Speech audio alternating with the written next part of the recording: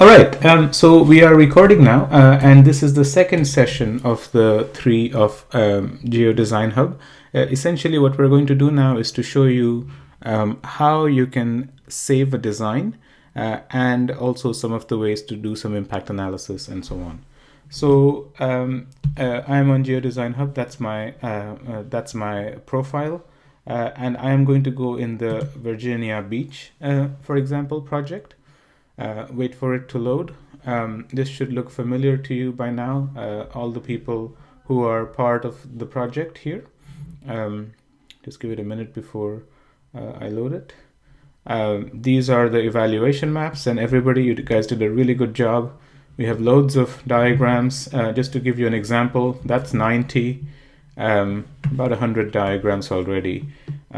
So you can see how fast this goes and how much kind of ideas you have. And basically what happens is that we now have about 100, let's say, ideas that could be further developed to build a plan for the place. And I'm just going to show you how you do that. For that, I'm going to go to my training project. And as I said, there's nothing for you to do for the moment. You just have to watch me. And then you will get a chance to do it in the real project when I finish. So I'm going to go to the Virginia Beach training project. And what I have done here is I have created a team called basically Team A, as in the alphabet A. And in your case, you are part of either the developers, the government, or the environmentalist. Basically, you are a part of what we would call as a change team or a design team. And your task now is to pick the design that suits your client. So you can think of yourself as designers, and the government has come to you and said, hey, they are your client, and build us a plan that is in self-interest of the government, and build us a plan that is in the self-interest of the developers, and so on. So just to make it very clear, instead of naming my team Team A, I'm going to name it, let's say, developers. So I am the developer team. So I think, here we go. When you are part of a team, and none of you are at the moment, so this will not be reflected on your screen, but when you are part of a team, you get this sort of information at the very top of the project, which is, in this case, I am the part of the developer team and I am the conductor. I'm just going to get quickly as to what the conductors are, but just know that here is how you tell if you are part of a team or not. So when you are not a part of any team, you see essentially just over here, this sort of a thing where you have, decision model charts will appear when you're assigned to a team, and you this sort of contact your administrator sort of text, which you should see at the moment. So I'm going to close that. Now I'm a part of a team. My decision model is, let's say, empty, and that's my team. Now, the first thing to do here is to set priorities. Now, in our training project, if you may recall, there is only two systems, ecology and commerce. And what we are doing now is essentially setting priorities for the systems I or my client cares about.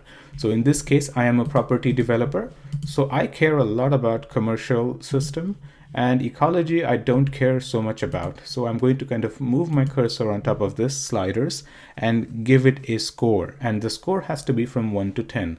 And you can have two systems with the same score, for example. So in this case, I say I really value commerce, or the commercial system, and I don't care so much about ecology. So I'm going to give it a 3.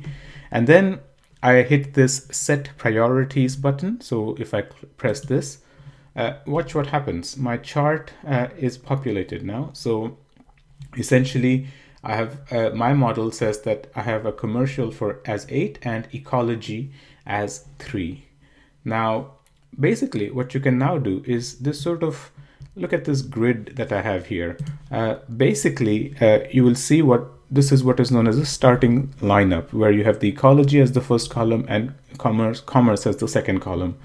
Now, if I say here, now that I have set my decision model, say sync with decision model, observe how my order of the columns is reversed. So the most important system is one. Is there a question? Maybe not.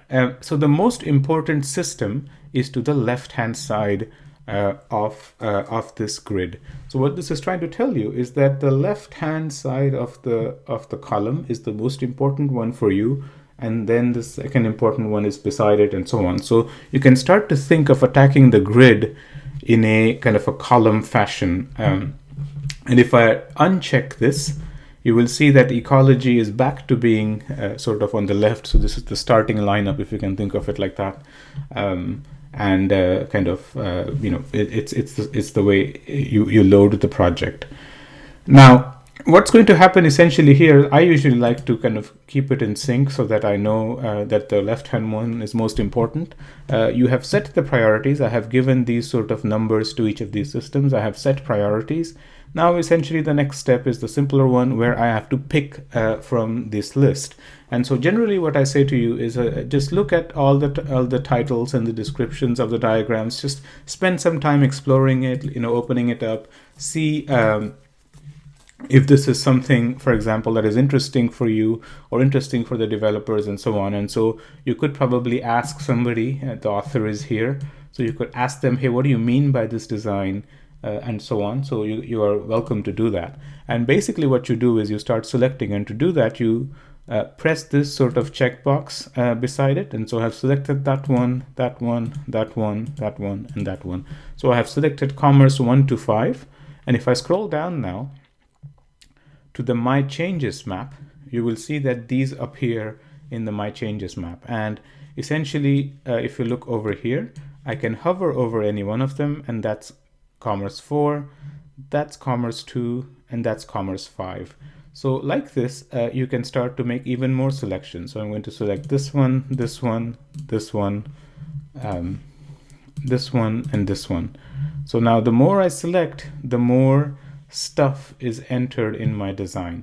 Likewise, I can select some green infrastructure plans. I select this one, you see it appeared there, that one, that one, that one, that one, and that one. So what you have here is this sort of, as you keep selecting new projects and policies, they get added to your design. So let me add a few more. This one, there's no limit to what you can add or cannot add. Basically, you're creating an early stage design. So you have to do some experiments, explore some of the diagrams and so on. So let's say I don't like this guy or these two big diagrams. So I'm going to say that's Eco 14. So I'm going to uncheck that. So you see that's gone, and that's commerce 4, revive downtown. That's not such a good idea. I'm going to take it out of my design. So basically like this, you have to go a little bit up and down to kind of look at your design and see the ones that you like.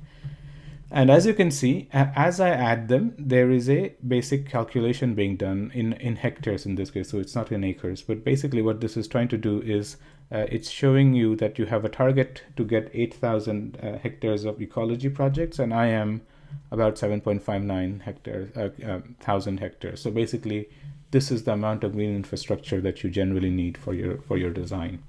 So in this way, I make as many selections as I want, and of course, you could do things like the following. So, okay, for example, look at these two. This is Eco 13, and this is Eco 23 seawall. Now, maybe I want to draw some sort of a connection in this.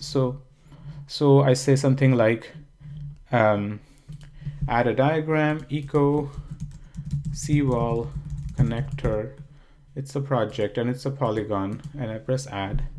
And you can see here, I say edit map, add feature. That's Eco 24.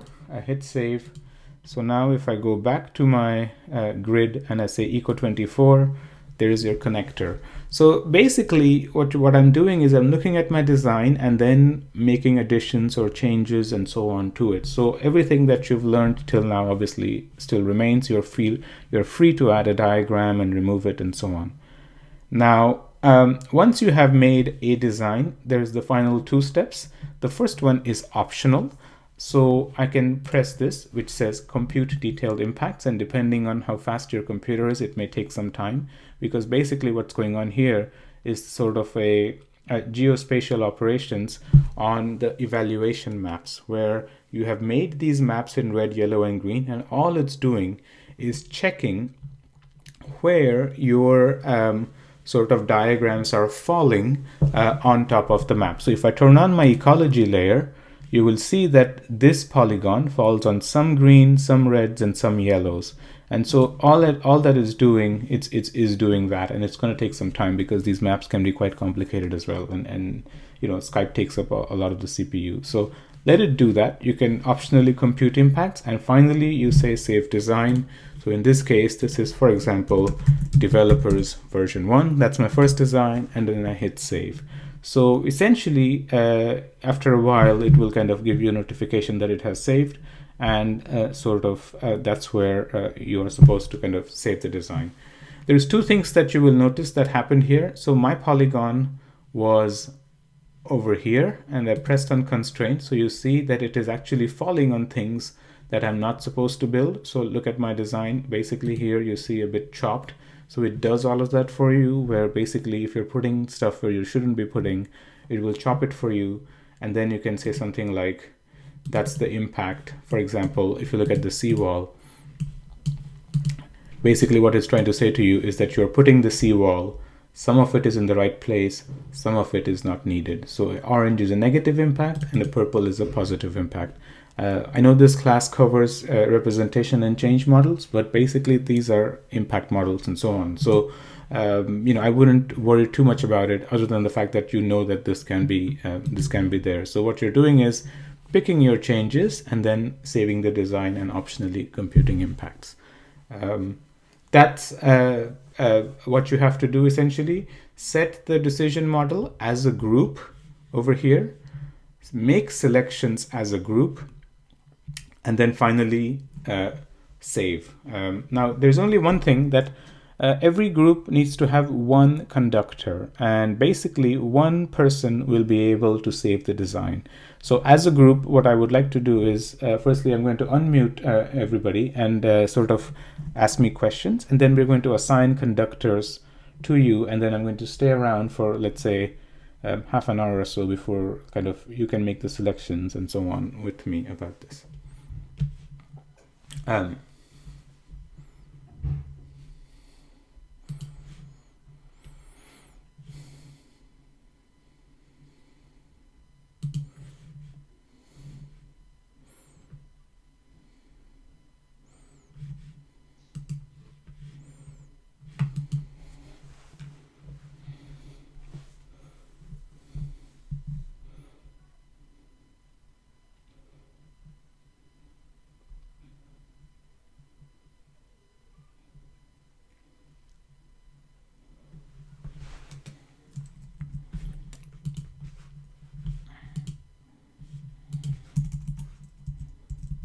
So let's do this. So this is developers, then you have environmentalists, and then government, and then tourism, you said, right?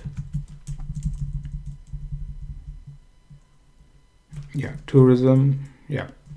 So let's do res T, for example, rest, maybe T-res, tourism, res, yeah.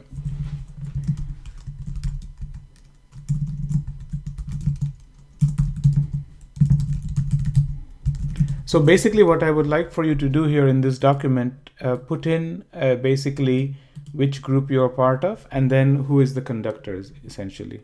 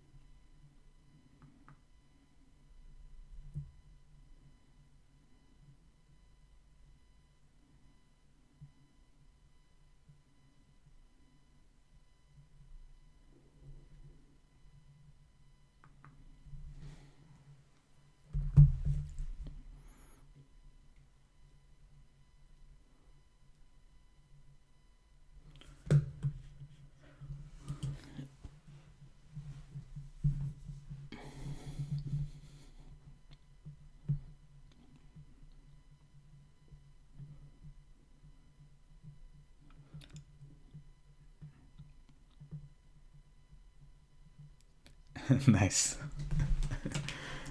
And I need a kind of somebody who's going to be the conductor. So just put a star or something in front of your name or behind your name or something.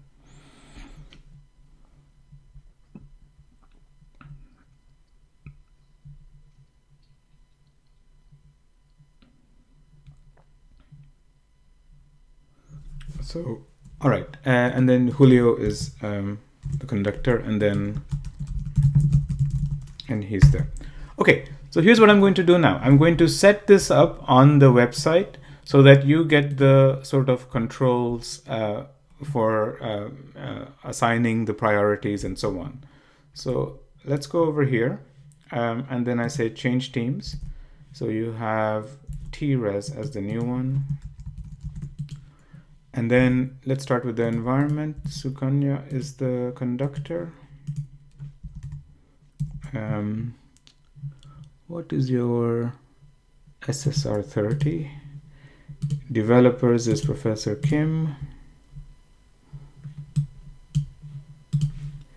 Government is Arturo. Are you AZM?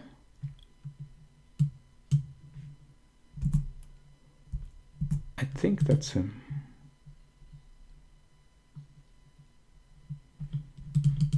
And then T-Res is Julio.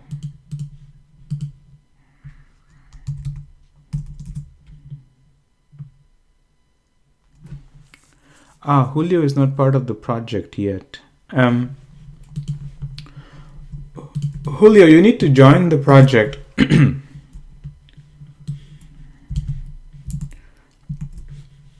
No, this real one basically. I just sent it on Skype. Yeah. So the others basically, who's the others? Sukanya, Arturo, and Professor Kim. Basically, you should see. Let me just do this.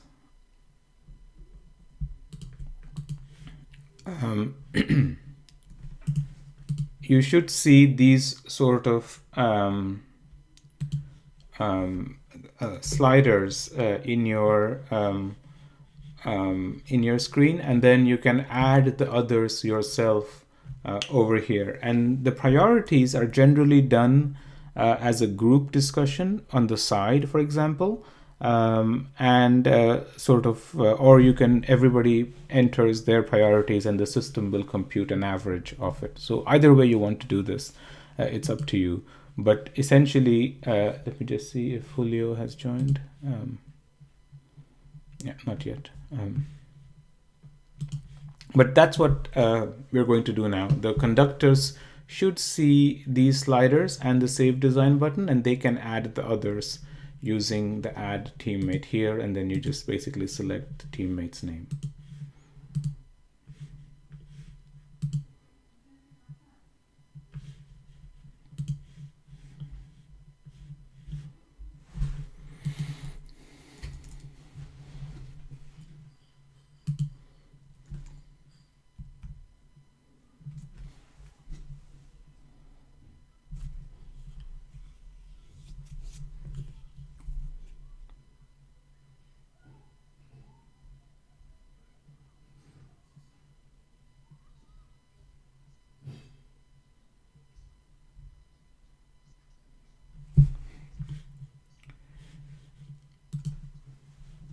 No, you should be able to see it without hitting refresh. Basically, the conductors need to add you to their team. What the only difference is that non-conductors will not see this. So only the conductors see the save design button. Everybody else doesn't see it, basically. So only the conductors save the design. Everybody else cannot.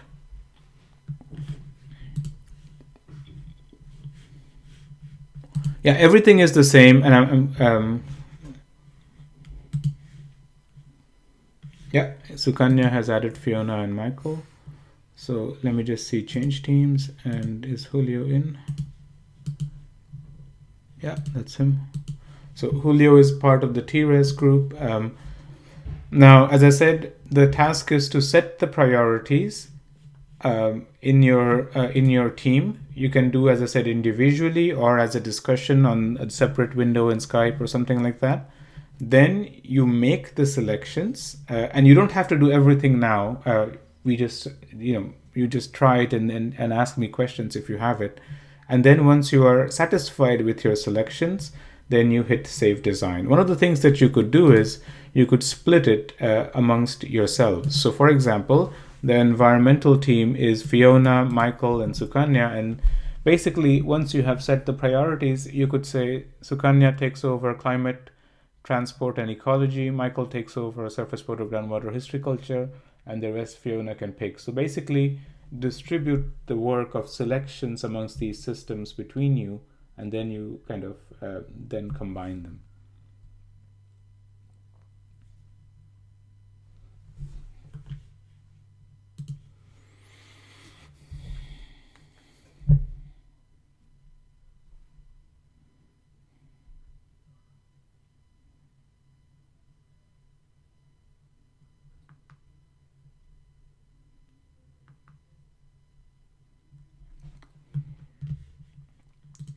Anybody have questions so far?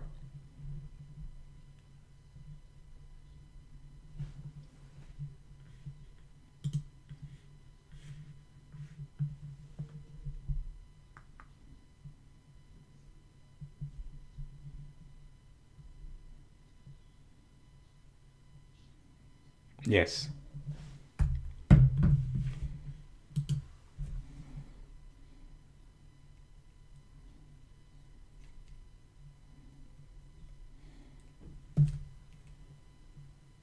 Yeah, generally you can do that, and I'm going to show you how. But I would recommend not to use GIS at this stage, because basically what this is, Terence, is very early stage sort of conceptual, let's say, thinking about what it should be. You're not really doing sort of here is the exact boundary of where you want it and so on. So I would kind of say you're just increasing your work in some senses with ArcGIS and QGIS and so on. So the way to do this, and I have to enable this on the project, but basically if I'll just show you how you do this on the interface. If you go to administration and then in plugins, you cannot do that because you're not administrators. I'll say add plugins, and then I say add plugin, this plugin basically, I'll call diagrams downloader. And if you go back over here, and I will add this on the real project as well, but basically beside add diagrams, there is this diagrams downloader. So if I click on it, a new window opens where essentially what we're doing is you can then download the individual diagrams as shapefiles. So basically in this case we have two systems, and you can just hit download, and you can then download it. I'm going to enable this on the real project as well, but basically that's how you would download that.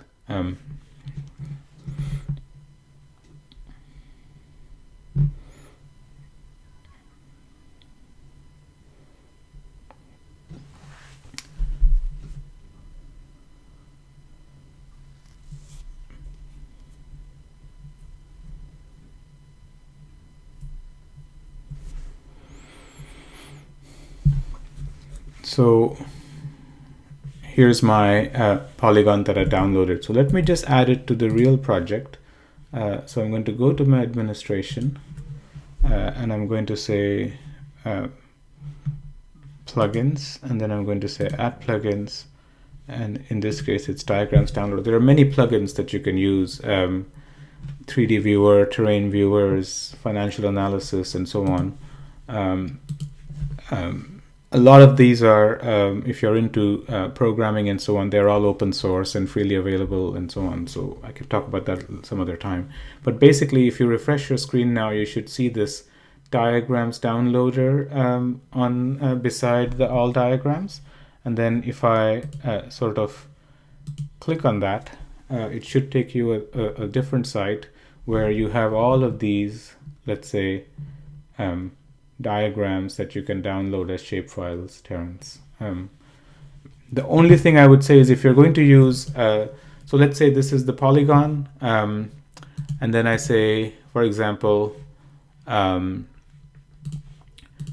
made these edits, for example, to the polygon, and I sort of did that to it to kind of show you over here. I'm just kind of made the modifications and so on to my diagram. I save it. The only thing I would say is you need to save as GeoJSON. That you cannot upload shapefiles or any of that. So I'm going to say GeoJSON, and then you say something like on my desktop, something like back bay protections. We don't need a thing there, and then generally precision of 6, and I hit save, and then I can go to, for example, let me just show you in the training project. I say add a diagram. It's in the eco, and they say new protections. It's a project, it's a polygon. Import from external file, that's important, basically. So I say add a diagram. And here, if I say edit map, the only thing I can do is import external data. And then I do this. Let's see if it will work, because I may have to clear the properties. Yeah, it did. Here's my new polygon. I hit save. So eco25 is here. Now, what I'm trying to say to you is that the amount of time it took me to do that, you could probably draw it quicker. And that's all I'm saying from an effort point of view.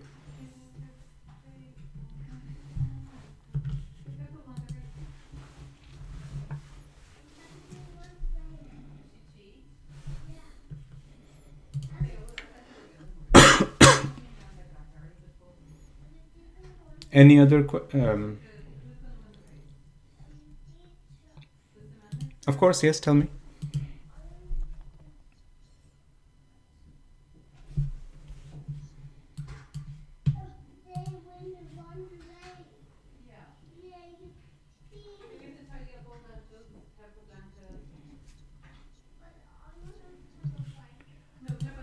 Yes, so there is no real limit to the number of designs that can be saved, and all we say is just give it a number, version 1, version 2, version 3. So there is no, let's say, there is no any limitations on how many you can save. So for example, in the case of my training project, so I'm just going to show you, this is the training project a few minutes ago. I saved a design. Now, when I'm loading it again, you will see it appear. That's my design. That's the first version. But I'm going to make some changes. I'm going to do this, remove that one, add that one, remove that one, and do these sort of things. And so that's my, let's say, second design. So I'm going to say hit second design and developer version 2, for example, and then I hit save. Essentially, if I go in my synthesis comparisons, which we will go into next week, and if I go to design history, basically, if I go to the developers, you will see the 2 designs that you can download as shapefile and so on. So it doesn't really matter how many you save. It's just iterating over your design over and over.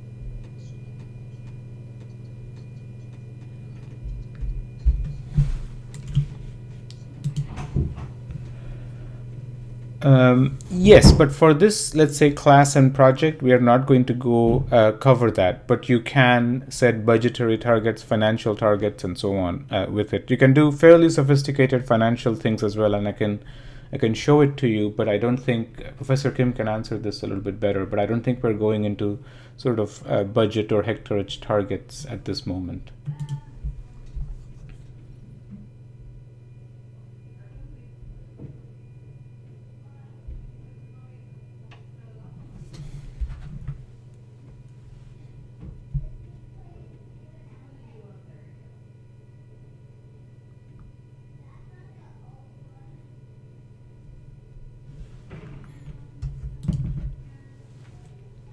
But yeah, I mean, uh, I think what you're seeing here is just a brief flavor of like how the whole thing works in the sense of drawing simple diagrams, picking from them, and then making a design. And the next steps as you progress in geodesign basically is to do this sort of advanced analysis around financial analysis, around temporal analysis, around taking all of this out and showing it somewhere else, and so on.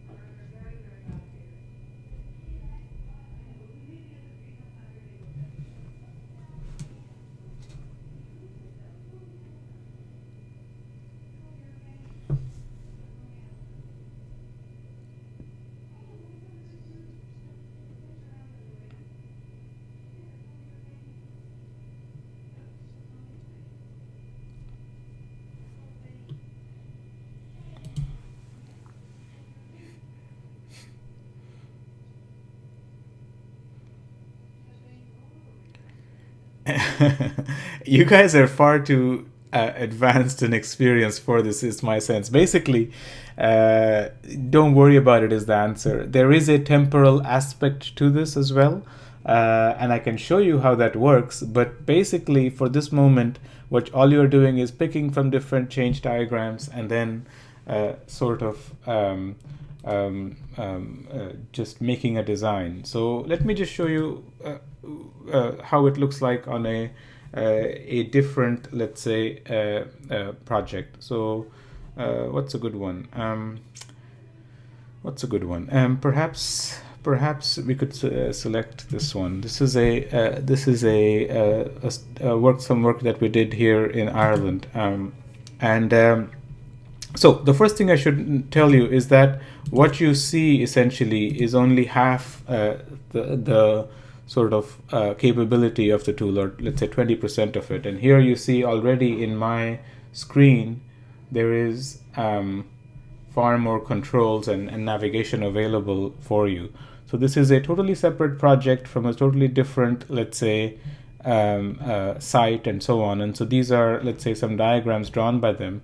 But here now you see, in addition to some of the selections that have been made, you can start to do this sort of temporal kind of stacking of some of these projects. You're not going to do that, but this is how exactly it would work. So this is housing, for example. Housing 15 comes first, and then you start to stack them as you kind of make these selections. So if you have selected and set the timeline beforehand, you can do all of this. But this is a little bit, I think, too advanced. It's not advanced for you, but from a course point of view, I think you're kind of running ahead in some ways. So basically, what you're then doing is this sort of comes back to your budgets and committed budget and annual expenditure and so on. So all of this can be done, but certainly we're not going to do it, for example, in this one.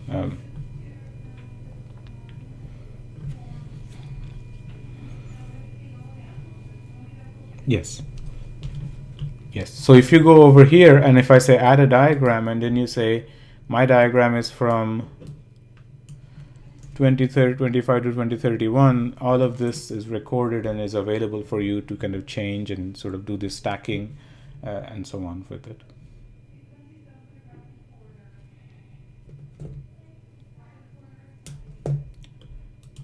Yes, or the conductor can say, look, we really need to move housing out in the front or in the back. And so even though somebody else sets it, you can always change it for your design. So basically what that means is that the recommended timeline is given by the author, and then you can change it for what you want, for example. And this kind of gets into the sort of what comes first. Does conservation come first and then development, or does development come first and then we get the money and then we start conserving? So these type of, let's say, temporal problems you can start to do. And then, for example, if you do this, let me just show you. Basically, this sort of temporal progression of a design can also be done. So let's just wait for it to finish. But basically what will happen here is that as I'm moving the timelines, you will see new projects appearing or let's say fading away in some ways. And some of this is, let's say, fairly advanced geodesign, which is like the impacts on a time level. So let's take a look at 2016. That's my design. So from 2016 to 2018, these are the two things I will do. Then I will put this housing. Then I will put that road. Then I'll do something else. So you see how you're progressing the design. So these sort of things, I just think that it's a bit too advanced for some of the people. Certainly you just started, it's the second class. So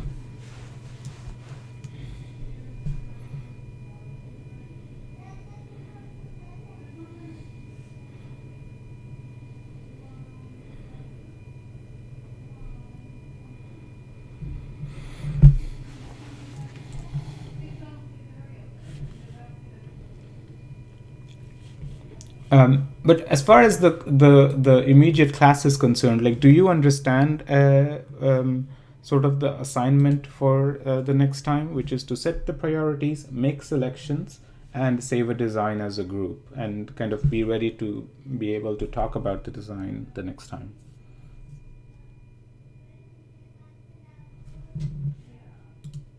Precisely, yes.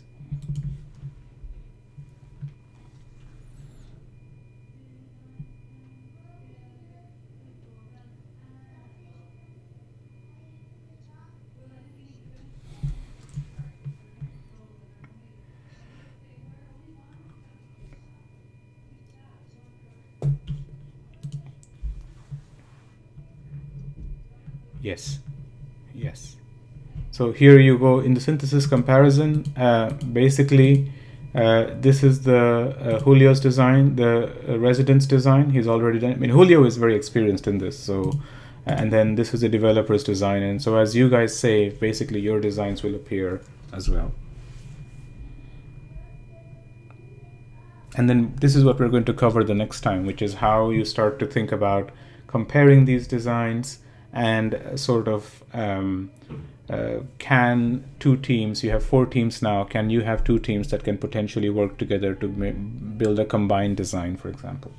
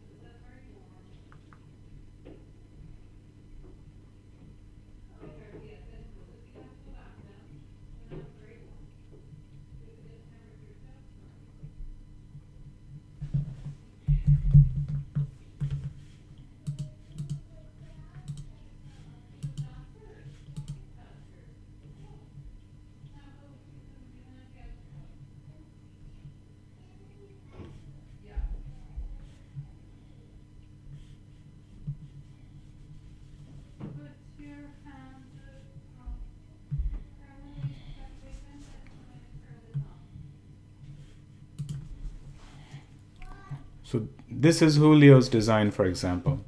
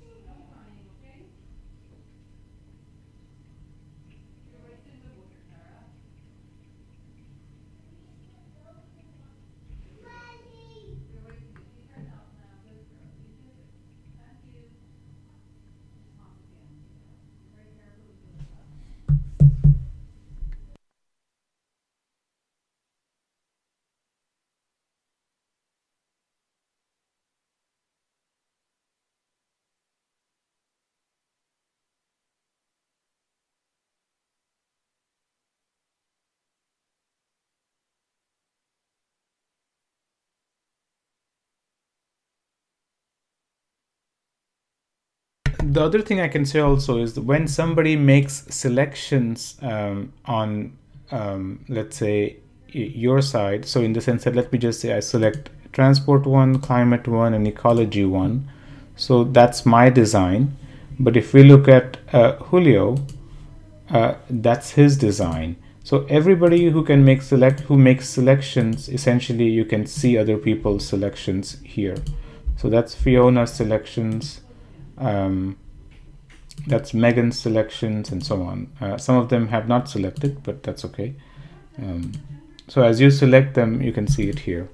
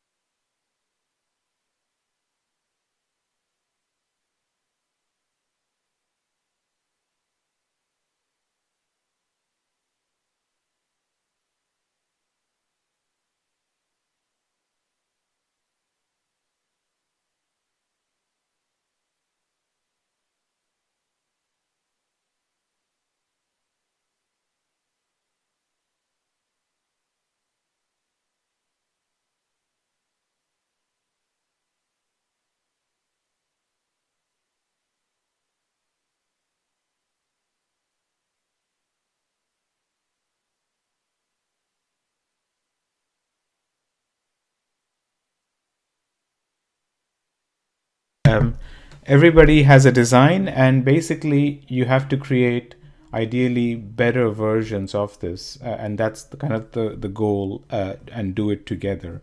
As you can see, we have the 4 designs, and this is the first one that you're doing. Just made some selections and saved it, but really you need to kind of look at the design a little bit further and create at least one more or 2 more versions.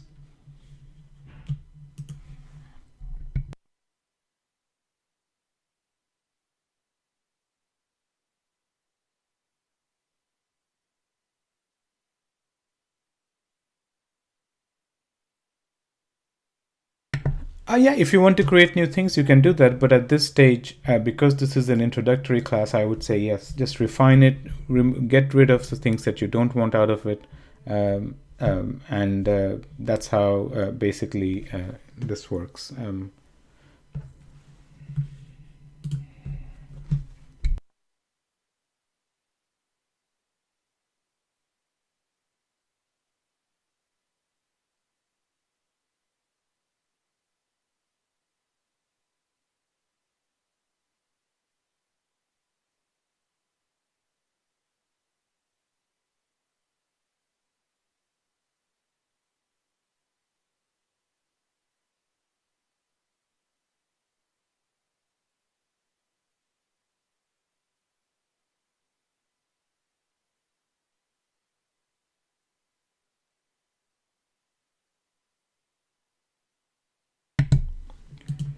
The conductors will need to talk to them and assign them essentially. So every conductor sees that add a teammate function at the top of their page, and basically they'll need to add the others in the group. So here, add a teammate. So you have to kind of reach out to them, drop them a line, a phone call or something, and say, hey, you need to do this, and then make their selections as well.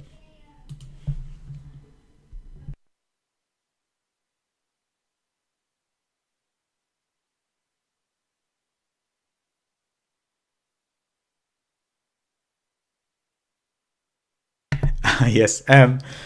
So this is for the people who are hearing silence. Basically, Professor Kim is asking, what to do if you did not attend this class in person. Basically, you will be assigned a team, and every team has a conductor, and those conductors are here essentially in with a star beside them. So it's Professor Kim, Sukanya, Arturo, and Julio. And if you are in one of these teams and you are or you want to be in these teams, basically you have to reach out to these people and they will add you as a member in their team using this let's say add a teammate button that they will see.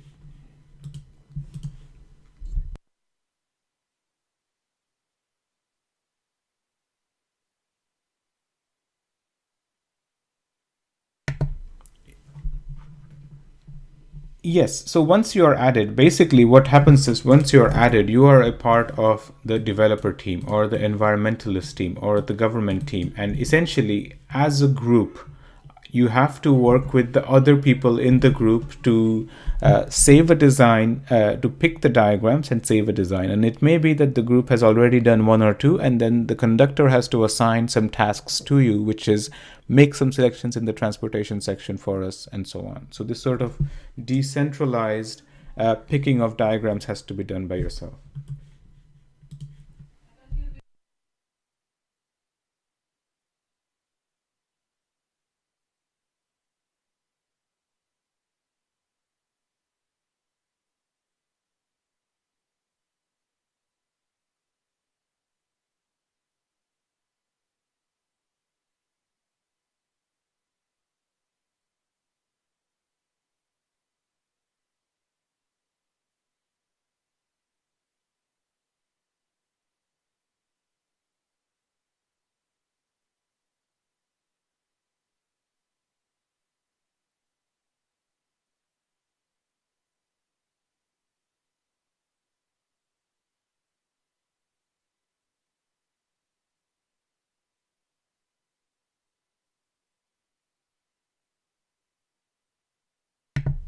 Yeah, basically the way this works is, let's say you have a agriculture system, and you're working with farmers in the area. What you say to them is, here are a list of 10 ideas. Give me the best 5 that you think are out of them. And the farmers will know exactly which ones are better and which ones are, let's say, not that good. So when you work with sort of local people and local knowledge or people who have know the area very well, that's what really you're doing. You are saying, which ones would you pick given the fact that you live there and your experience? And at the moment you are put in this situation where you're asked to pick without really knowing Virginia Beach very well. But the idea is that you understand that here is a list of all the things that you could do in commerce, but generally what the mayor, the decision maker says, I have only budget for 2. Now which 2 do you pick? That's what's going on here. Why is this commerce 3 better than commerce 2? And you need some sort of an understanding and knowledge from the local perspective for that, and that's how kind of this sort of getting different people in a team and asking them to pick kind of works.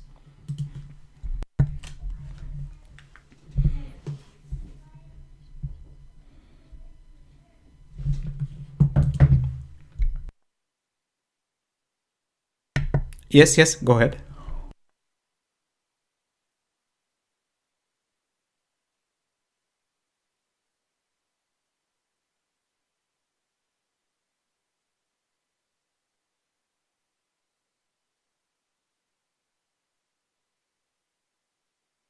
Correct. So basically, that's a kind of a the way basically the system works. So every time you add somebody, not just you, anybody in the team updates their priorities, it takes the last one that it has stored, takes yours and computes the average and sort of gets the new priorities. If you want to start from scratch, so basically, watch what I'm doing here. Essentially, the conductor has to press this sort of clear decision model button. Now watch what happens here when I clear it. Basically, what should happen is that everything is sort of at 0 again. And then I say, I do 5 and 4, for example. and then somebody else does theirs, then the average starts again. So essentially what I would recommend is that the conductor say something like, we do it now, or just send me your priorities and I will average it, or create an Excel spreadsheet to average it, or you just say, just enter it once and don't change it, otherwise it will mess up the averages.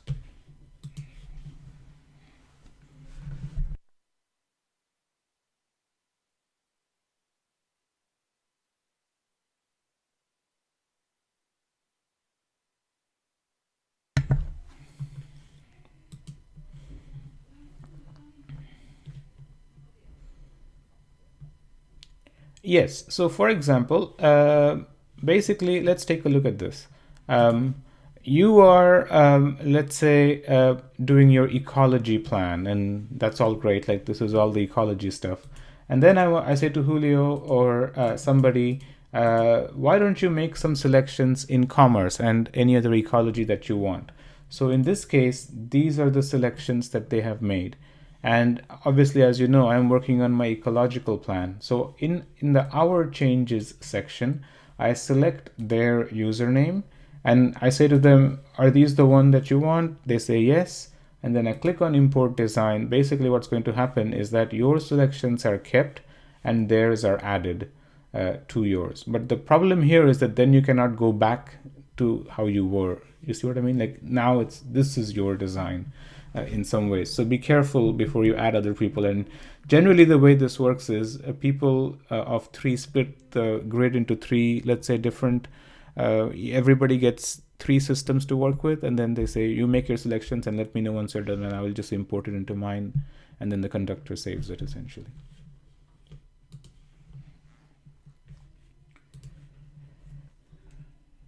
Yeah, or you can do it very old-fashioned way. Send me the list in an email. So the guy or the lady says, okay, I want commerce 1, 2, 5, and 7, and then the conductor adds them, and that's it. So it really depends on how you want to do it. When we do workshops, basically, you have people sitting side by side or over a computer to do it. So in this case, it's that you're kind of simulating that essentially.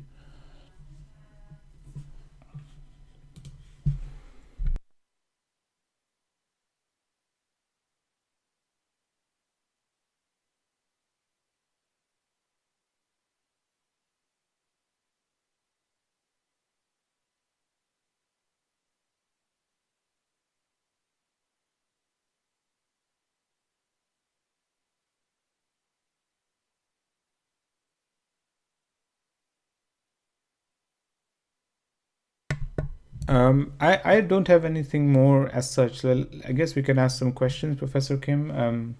How do you want to do this?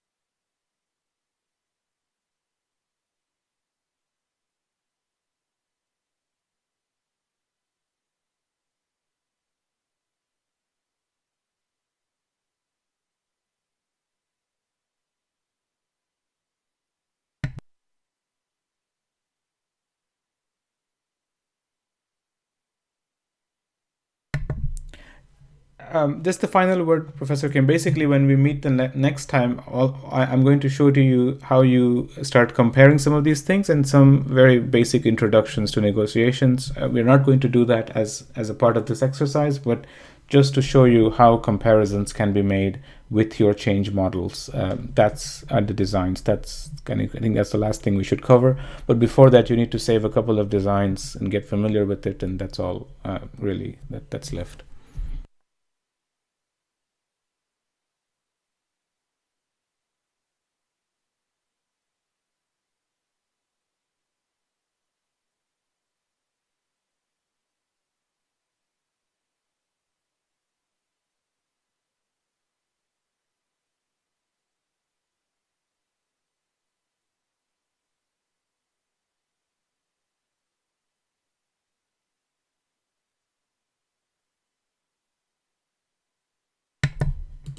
Yep.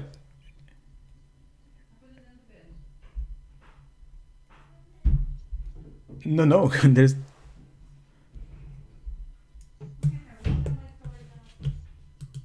Oh yeah, yeah.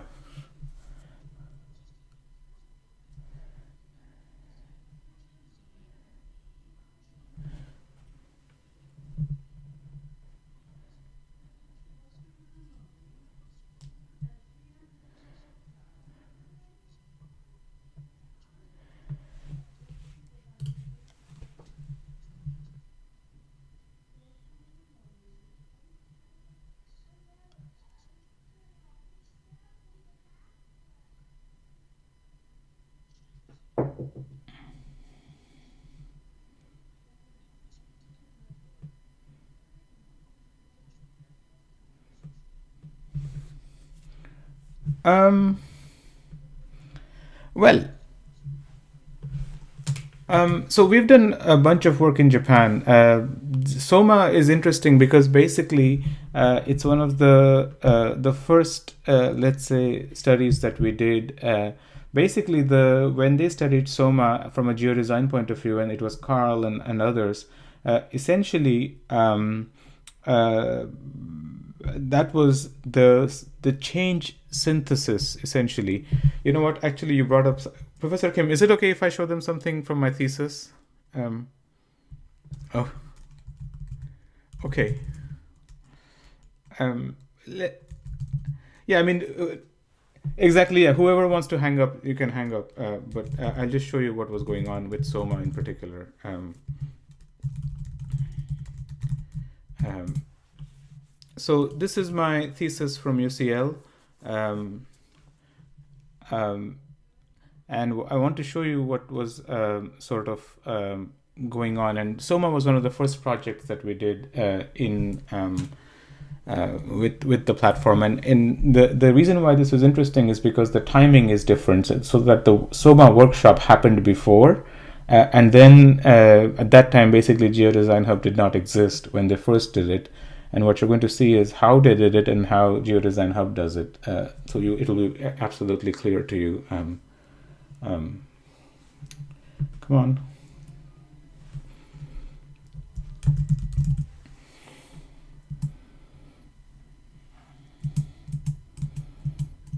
So if you look at my thesis, it's all over my thesis anyways. But look, this was the Soma case study that they did. Basically, that's the geography. These are the 10 systems. Now, essentially, they made the evaluation models at that time in GIS. And those were the evaluation models. And now watch what's going on. Change diagrams left displayed on a whiteboard for review. So basically what they're doing is exactly like what you see on your screen, which is a evaluation map on the top, and then these different color-coded change diagrams as transparencies, let's say hung or whatever, stuck to the board. Now, what they did not have is basically what your class is doing, which is change and representation model. So they had the representation sort of, evaluation and all of those models, but they were drawn by hand. And essentially, one of my thesis was, one of the things that I write in my thesis is, look, this is the most interesting piece where you are synthesizing these different diagrams and checking if they go well together or not. And so basically what they did was they had let's say a super duper group of people with GIS, and they actually digitized everything, all of these simple diagrams, and then they did this sort of an impact analysis across 10 systems. And then this is basically my observation saying, well, that's kind of, really cumbersome and time consuming. Can there be a better way?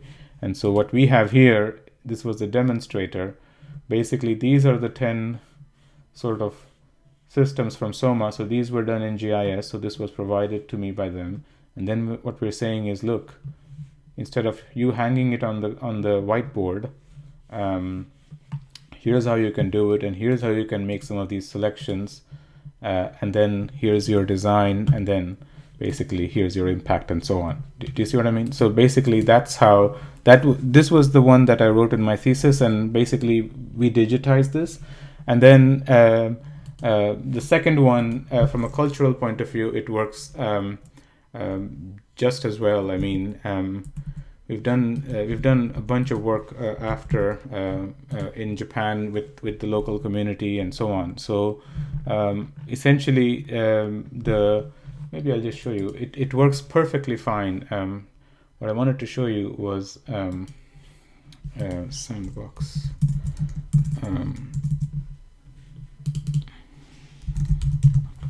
Let's see here. Yeah. So one of the things that I wanted to show you was culturally, even the script works perfectly. That's Yosano district in Japan, and you see here the systems are in Japanese and so on. So it works just as expected, quite frankly. There's no sort of any problem with any of that.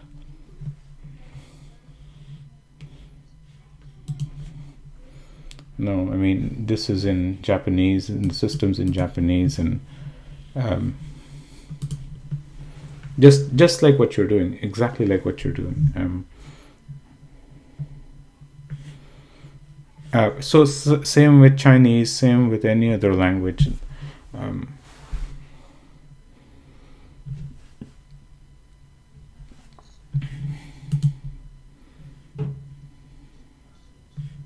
Yes.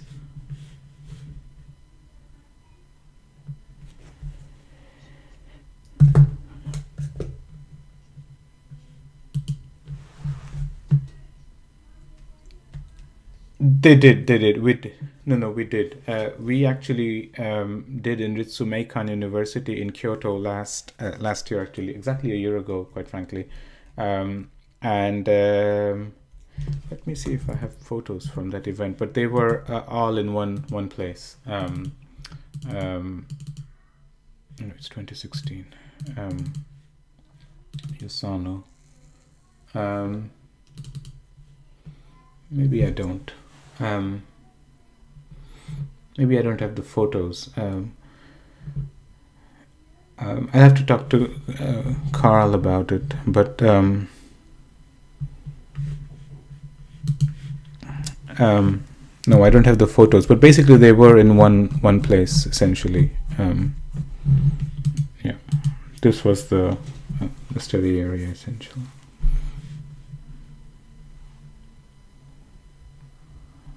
And it was conducted in English and Japanese, the whole thing.